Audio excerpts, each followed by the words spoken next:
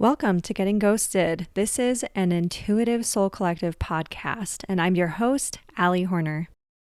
Welcome back, everyone. Today's episode should be an interesting one because it is about collective dreams and premonitions.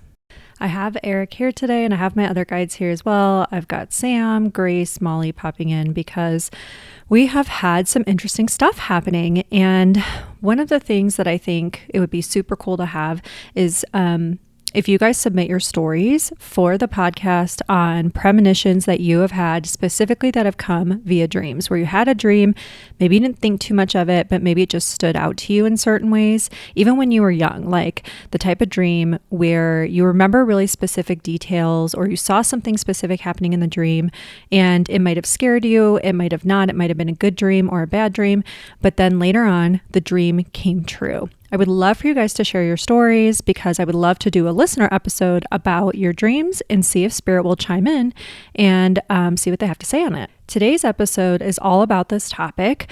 If you guys aren't familiar with this, essentially what a precognitive dream is it's a dream where you have specifically see a dream of a snippet or something that is going to happen in the future. So for myself, I've had these on and off for years. It's not the primary way my intuition or my guides work with me, but it is an experience that I've had quite a bit. And so one of the interesting things I think about this is that not only do people have dreams about their own lives, right? And things that are going to happen. Like there are a lot of stories out there, especially if you look around online, in books, on YouTube channels, on different podcasts, etc. Things going back way, way, way before TikTok, where people are talking about all of these precognitive dreams they've had, where they had a dream about something and then it ended up coming true. So one of the most common ones is actually people having dreams about death. Like they'll have a dream that someone is going to die, or they'll have a dream of being in the hospital or being at a funeral, or they will just know that someone is going to die because of certain things that are happening in the dream. And so this is not very uncommon. This is actually one of the types of dreams that I hear about and come across the most. And so that's an example of an individual dream, right? Because that's something that's affecting usually just one person or one person's family. Now, what can also happen that I want to talk about is when we have a mass amount of people dreaming about the same things for sometimes years, and sometimes it might only be during a certain period of time. And the time period that we saw a big collective example of this was right before the last election. A whole bunch of people were having dreams and waking up and hearing about the election results right before the election. This is something that I remember making videos about because I was like, this is one of the biggest examples of collective intuition, where we see a whole mass amount of people receiving the same insights and premonitions and intuitions with no explanation for it. And a lot of these people did not even consider themselves intuitive or psychic or the type of person to have premonitions. Some of them were like, I don't know, I just had this dream and I woke and I knew.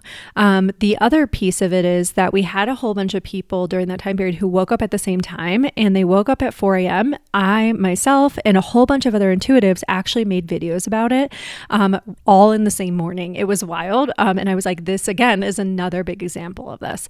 So one of the things that the guides are coming in to chime in on again is collective intuition, because this is one of the ways that collective intuition works is through not just premonitions or knowings or waking us all up at 4 a.m, like the 4 a.m. club, but giving us dreams about the same phenomenon over and over and over. So I've got my guides over here and they're like, we want to talk about this phenomenon because it's kind of not just okay, so we received this and we know that we're psychic, we know we're intuitive, we know we're all connected, and we know that there's something or someone trying to tell us all something. But what are we supposed to do with the information that we're receiving? Because one of the things that happens with a lot of these dreams, for example, before 9/11, a lot of people reported having these dreams about planes hitting the towers wars or some sort of plane crash or some sort of mass event. Some people had dreams where they just were walking around in New York City and saw people running and saw these big, like a building collapse and clouds like filling the street. And so what are we supposed to do with these types of dreams, especially when we only see fragments of them, or when we don't know when exactly this thing may happen, or when we're not really the type of person that normally gets that type of information? What are we supposed to do with that? And how are we supposed to work with that, right? And again, what happens too during these dreams is sometimes people see the full picture of exactly what's going to happen and how, but they don't see when, or they don't see where. Some people may see only fragments of the dream, so they only see one part and may not see like the main event, but they may get like a sixth sense of this is going to be in this city, or this is going to be in the month of September, for example. The Aberfan disaster is another example, and this is an event that happened in 1966, October of 1966, and essentially it was a coal mining disaster in which there was a massive collapse and an avalanche ensued, and it cascaded into the town at the bottom of this essentially this mountainside, and crashed straight into this very small town and into the school, killing over 100 people, many of which were children. Before Aberfan happened, though, a lot of people reported having dreams about this.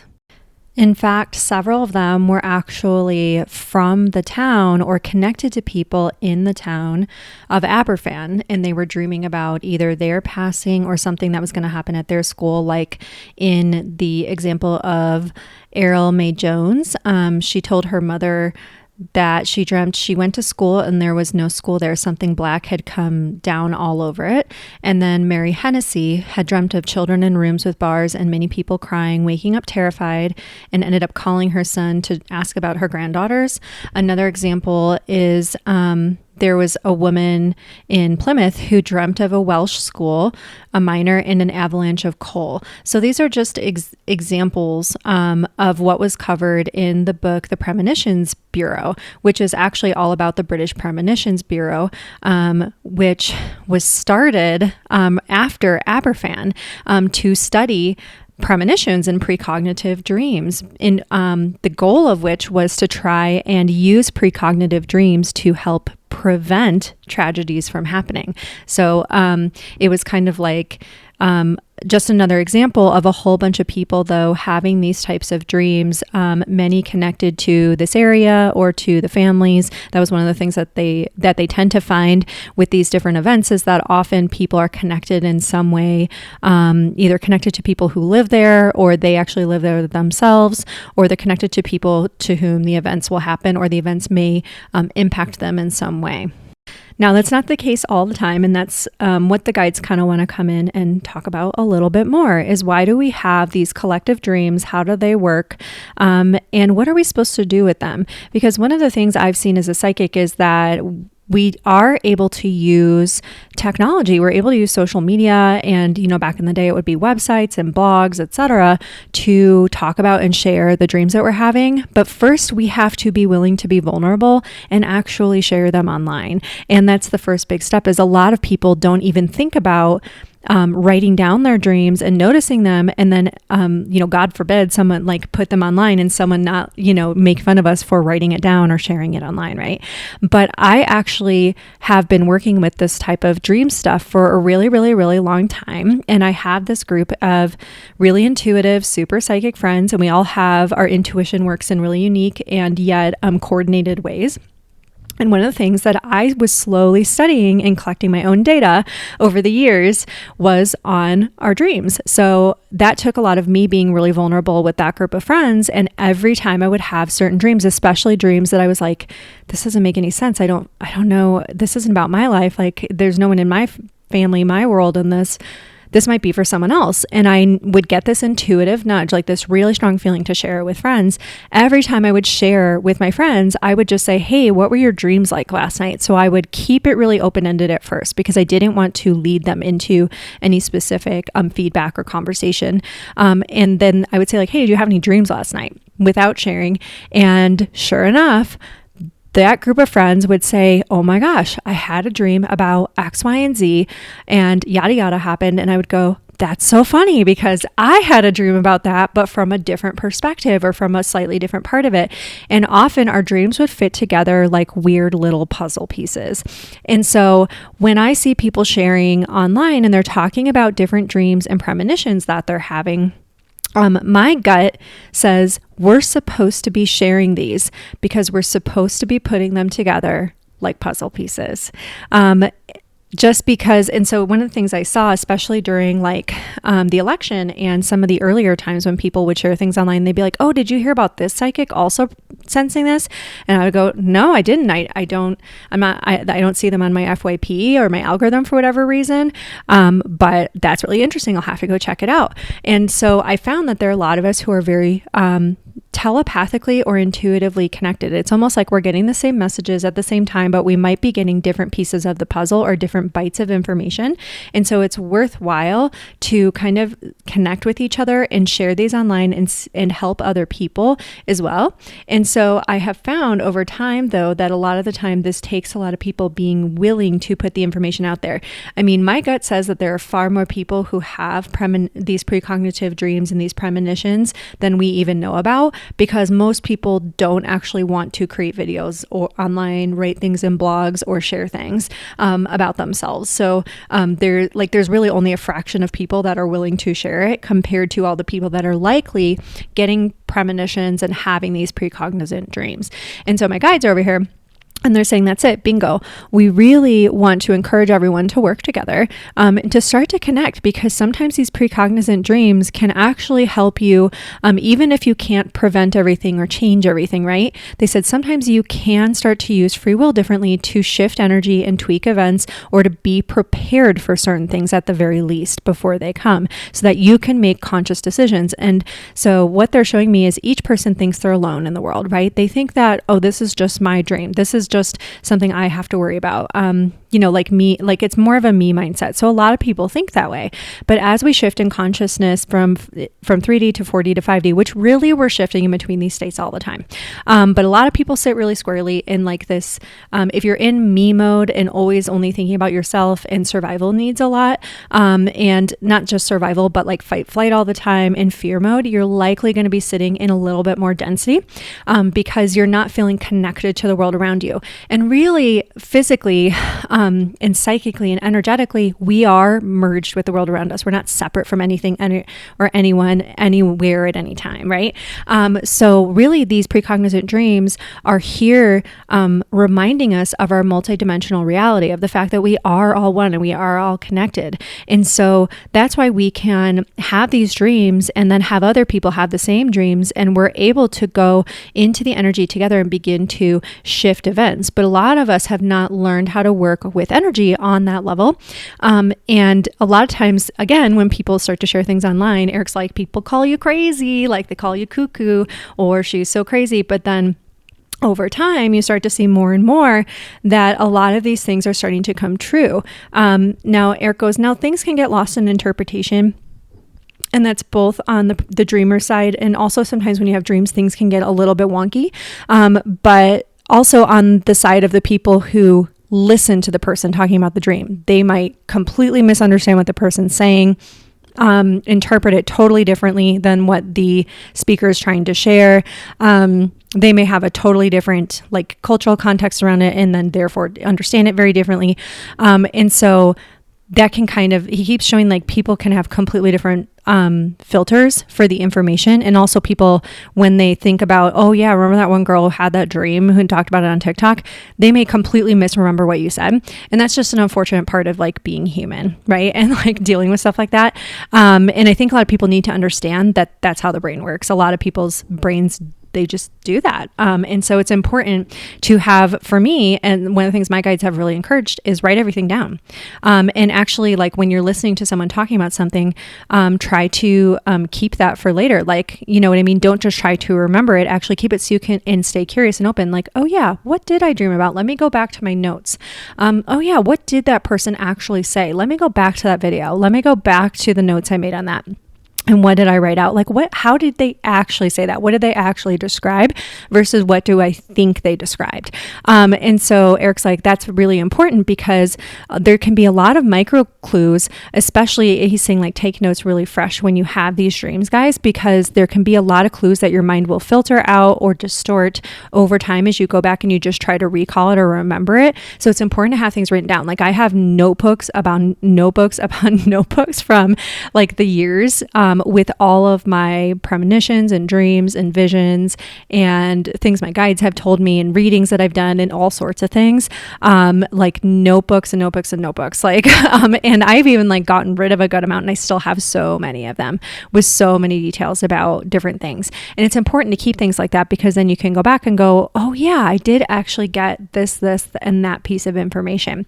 Now, when we're looking at potential precognitive dreams too, it can be really important to have those extra bites of information. And it can also be important to have a group of people or people that you can share your precognitive dreams yet. But the first key is, he said, we want you to recognize a precognitive dream when it happens. And he said, so often a precognitive dream is not going to have a supernatural quality to it.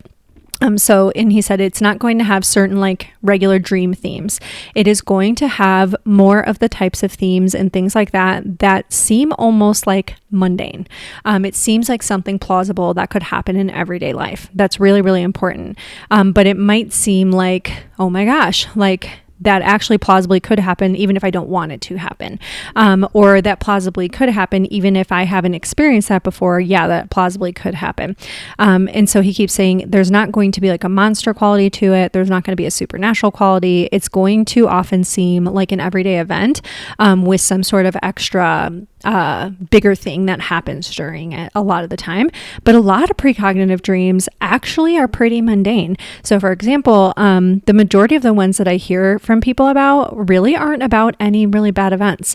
They're kind of just about everyday life, like things that might happen to your car or meetings that you might have and things like that. But when there's going to be a bigger event that's going to impact a lot of people, so for example, 9/11 or Aberfan or, the sinking of the Titanic and things like that, what's going to happen is a whole bunch of people are going to start to have precognitive dreams about it because those events will be known throughout the nation, throughout the world, on a bigger scale. So there's going to be, and they'll impact a lot more people, like a lot more people might come to harm from those things.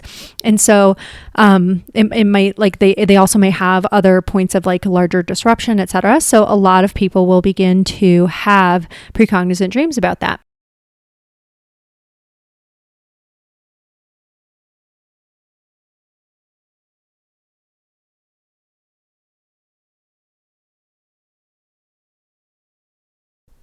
Now, something else that can happen is we can have a whole bunch of people having positive dreams as well that are precognizant.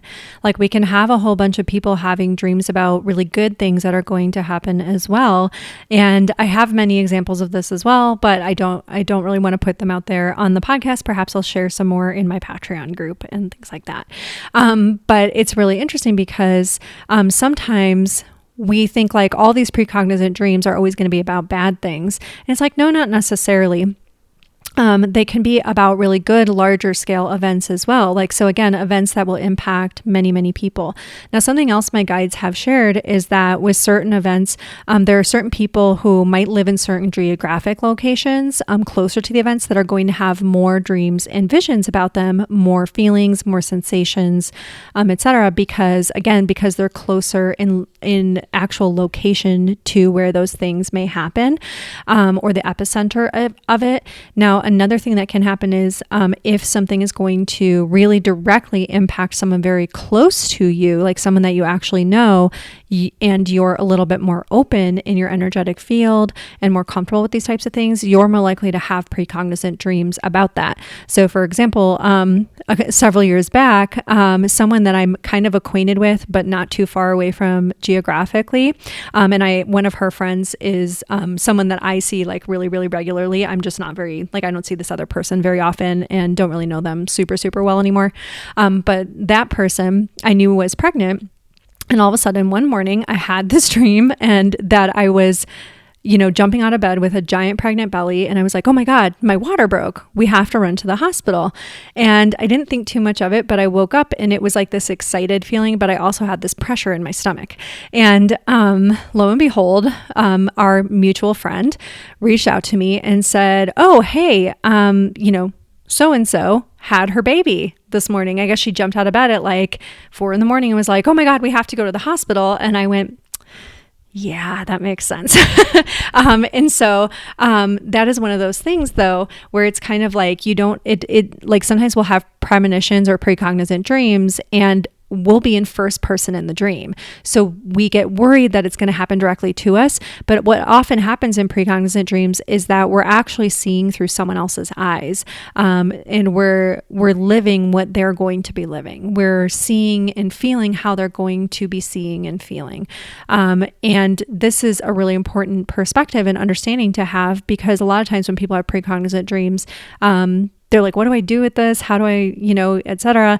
Really these dreams, according to what my guides are saying, they're like, it's really here to help you with tuning in and tapping into your higher senses and not letting go of the information that you receive as though, it's not for me to do anything about, or I can't have any impact on that.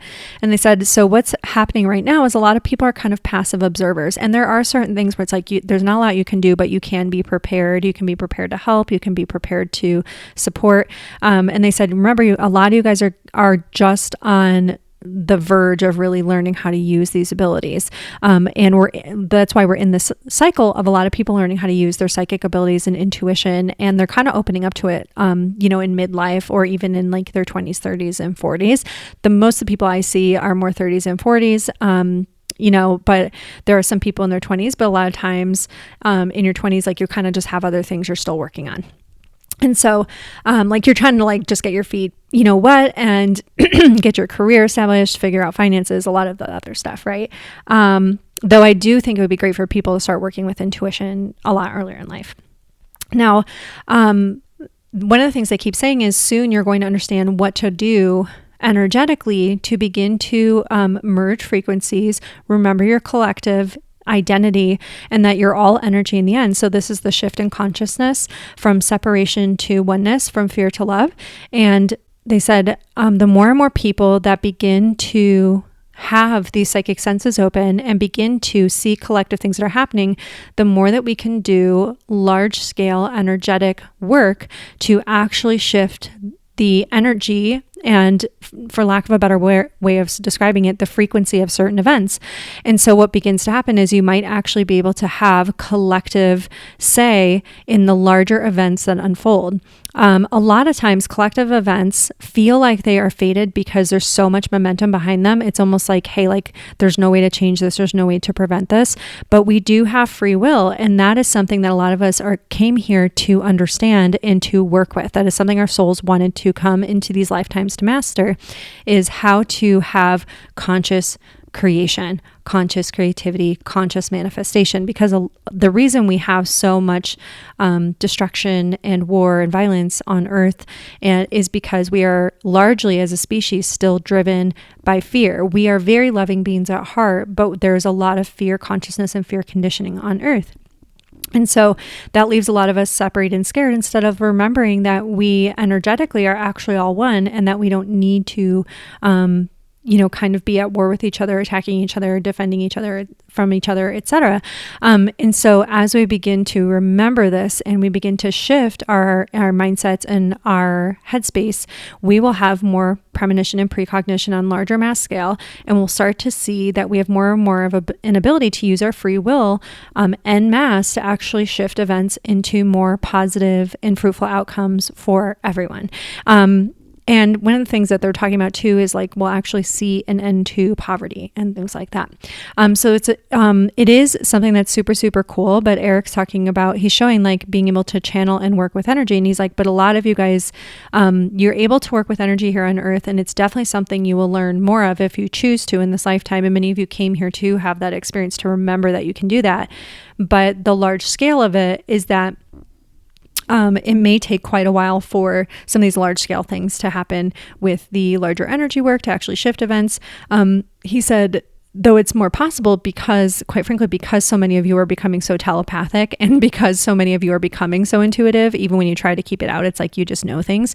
And so he keeps saying, it is possible in this lifetime that you guys could start to see more and more of you banding together to shift events and to shift the energy of certain areas and locations and cities. To lower crime and stuff like that. And that actually, there's been studies done on that, and it can happen for sure. But he keeps saying we'll do more on that in more episodes because that's definitely kind of like a larger topic. But essentially with the dream space, because our consciousness, and our conscious mind sort of shuts off, it's easier for us to pick up this type of stuff. And it's easier for us to sort of, download or receive the visions and insights about events that'll happen that have a lot more energy around them and a lot more momentum around them because they will impact so many people. So there's a much larger energy, almost like reverberating back from the future. And so it's like we can then pick up those things in our dreamscape. A lot of people who work with this energy, during the day, they're not going to have as many dreams. They're just going to pick stuff up during the day. I know for myself, I have dedicated tune-in time each day, and that's when I tend to receive insights and downloads. And then I like to just kind of go about my day. But there are certain things that I just pick up on without really trying because, again, the energy around them is so big. And I know for myself, I always just ask, like, what am I supposed to do about this? And I always just say, hey, guides, just give me the really strong nudge, pull, calling so that I just know, in my gut what to do. You don't have to like tell me in detail or whatever, or convince me. Just give me the urge, to do exactly what I need to be doing and when I need to be doing it. Give me that right timing. And that's how things tend to fall into place. If you guys are interested in sharing, I would love to hear more about your precognizant dreams, either things from your own personal life, where you dreamt about something that would happen to you, a friend or family member, and then it did. And I would love to hear about if you have been having dreams about bigger things, or had dreams about bigger events in the past that ended up coming true. I would love to hear more about that. So feel free to submit it via the link in my bio or the link in the show notes. I would love to hear your stories and use them for a future episode of the podcast. Thank you all so much for coming and listening to this. And remember, the more we share and the more that we talk about, our dreams and our gifts, our intuitions, the less weird it is for other people. And the more we begin to sort of open those doors for other people who are just starting to dip their toes in. And that's how we begin to shift consciousness little by little in our own little corner of the world. All right. Thank you, everyone. Go and have a fantastic night.